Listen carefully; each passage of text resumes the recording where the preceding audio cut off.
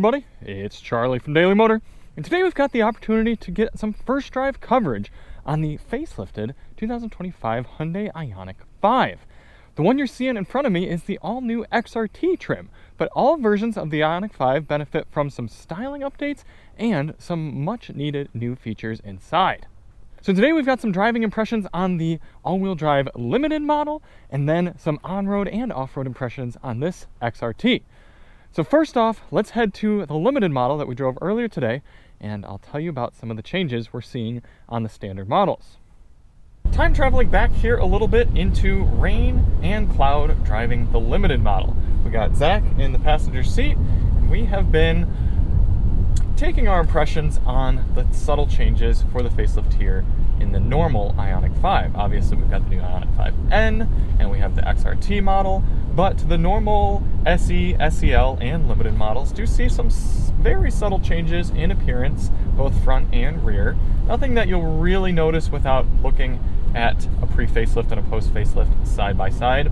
However, some of the changes in the interior and the powertrain are a little bit more important.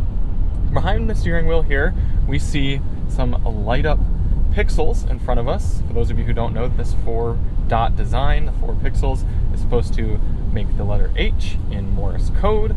Those light up now. If I were to change the drive mode right here, you see we get a little bit of a flash telling me which drive mode I'm going into. There's a color coordination for that. It's a little bit of a nice touch.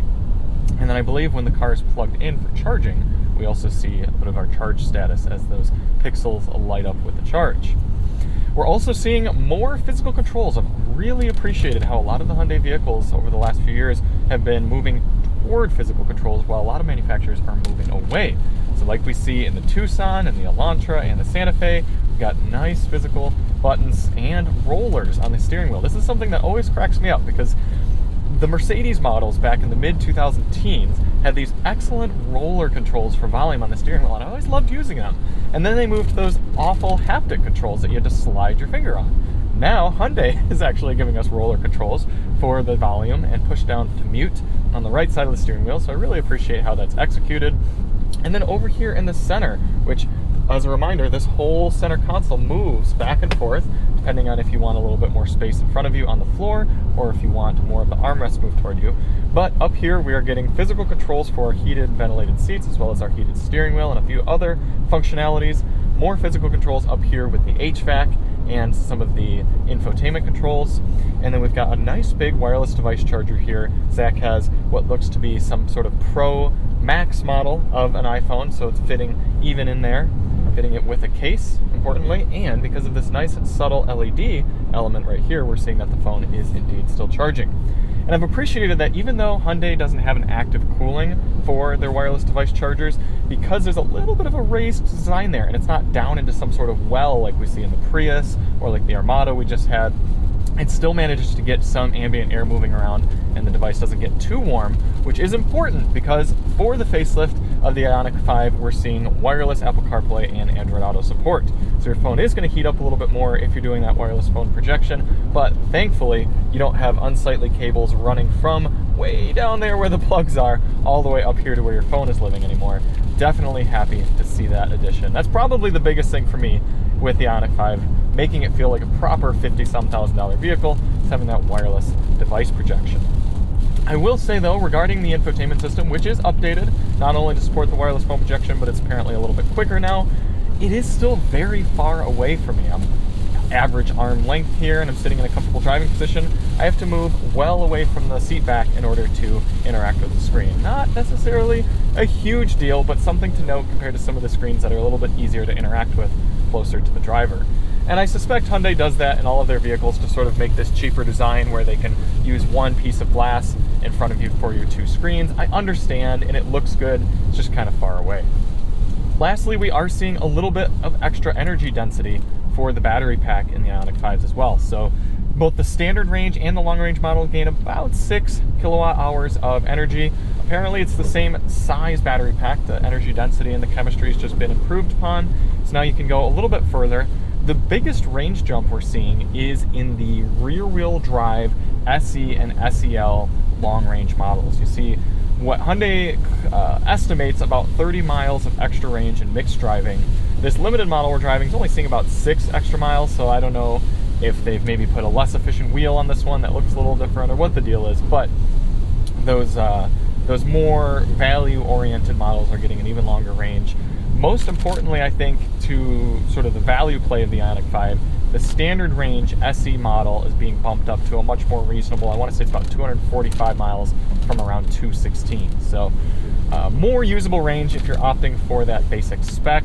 I'll have all those up here in front of you so you can kind of see the range figures. But yeah, I mean, other than that, this is the Ioniq 5 we know and love as a daily driver. It's been comfortable, it's been competent, even in this colder, rainy section of driving.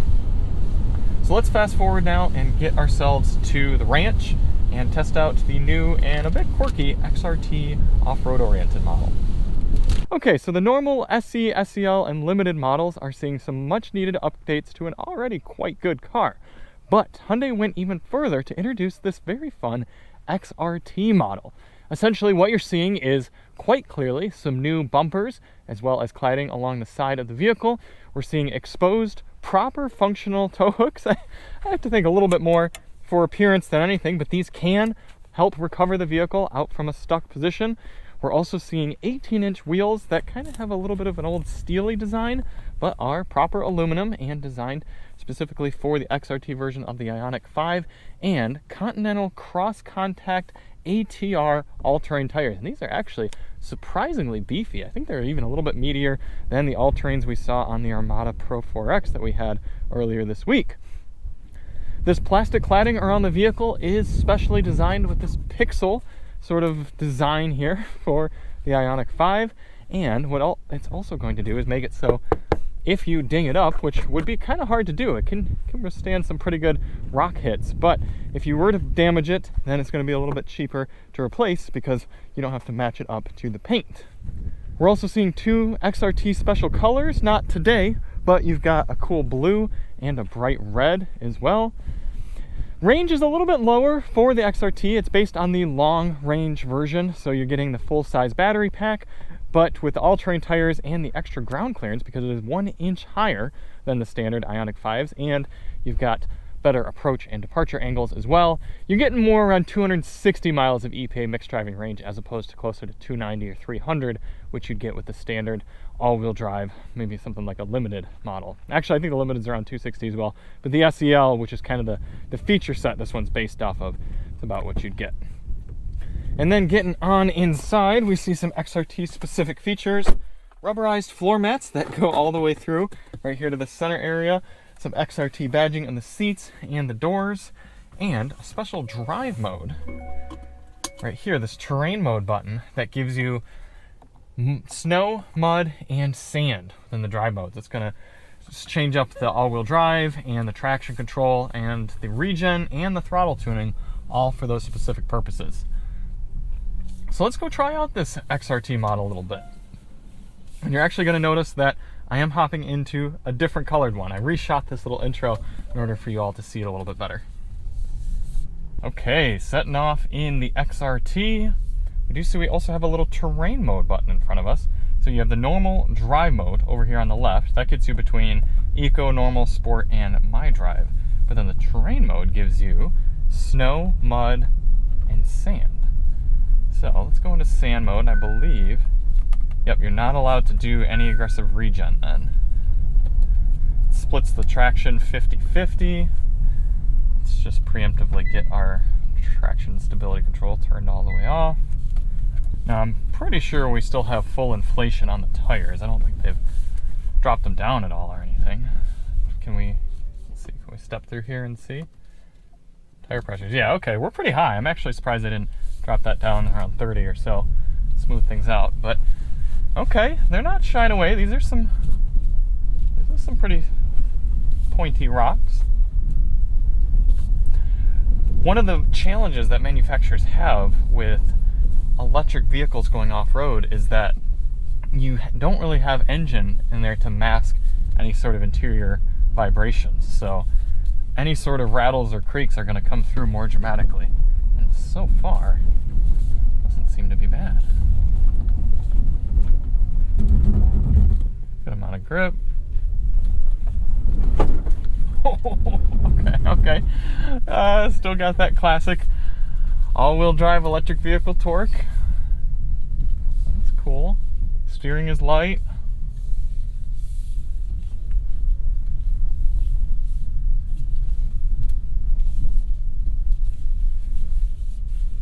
Tight turning radius as well.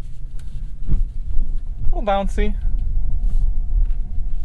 Some deeper sand. Boy, okay. You know we gotta do it.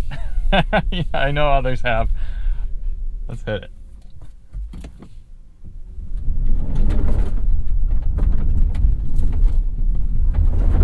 Woo!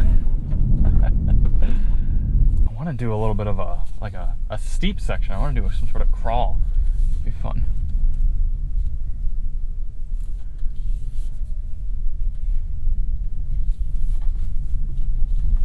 The throttle response is a little lazy right now, so I'm actually going to go back into sport drive mode. We still have traction stability control off. That's a little bit more direct. That's honestly more fun. Okay, they're telling us to slow down here. So it seems like they have a little bit more of a prescribed loop here. Maybe this is going to be a little bit more intense.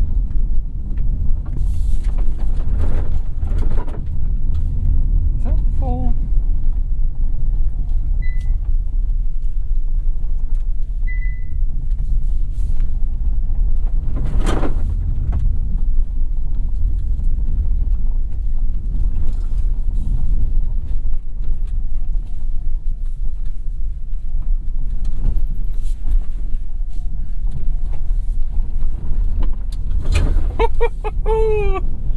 I got the rear end out a little bit there. That's fun.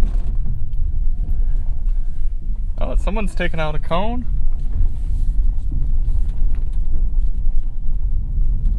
This is a proper little race course here. Let's see how you get into a little bit of trouble.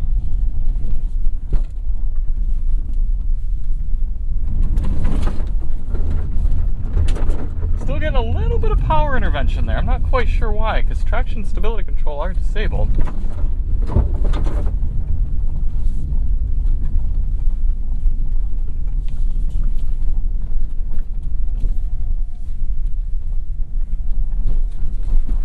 But yeah, the ground clearance is pretty good. Doesn't seem like we're having any issues there.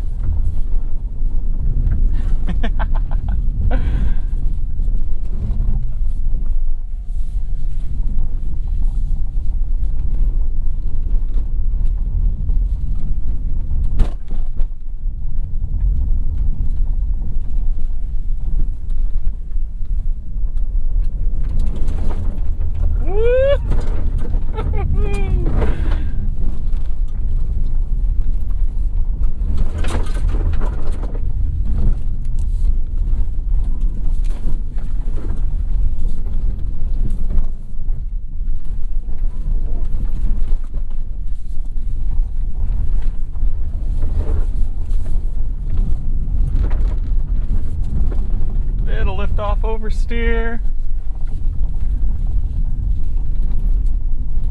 All right, one more. This is getting fun. One more loop. Late apex this one. Come out hard on the throttle.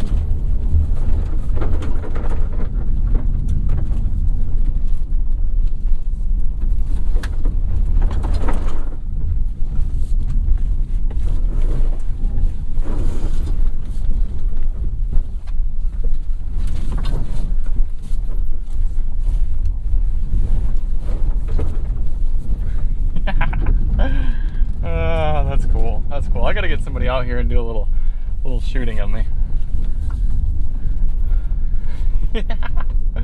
Fun. Okay. I was hoping for a little bit of a crawl section or something, but I will take it. The Hyundai doesn't expect for the take rate on the XRT to be anything huge, but it's another cool thing to have in their lineup. And maybe if you're someone who does a lot of outdoor sort of adventures, if you find yourself going down trails like this to go hiking or camping, then having the all-terrains from the factory and having a different suspension tune and having that extra inch of ground clearance is going to help you go down these sort of roads and trails a little bit more carefully and safely.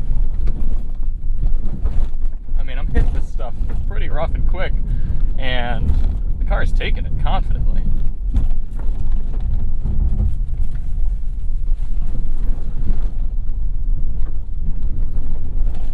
That's pretty cool. We saw how the XRT is fun to play around with off-road, but what is it like on the street? Just got a little bit of limited time here on some tarmac, I suppose the proper term would be.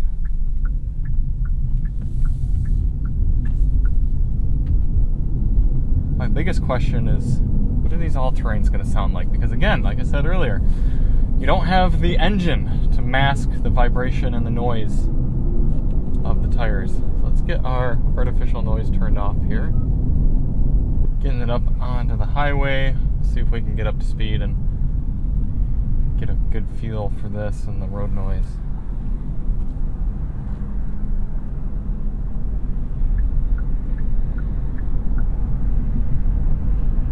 That was dangerous.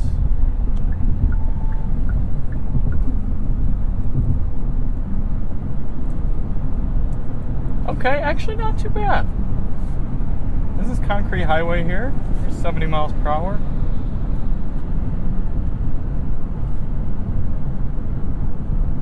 Oh, that's not bad at all.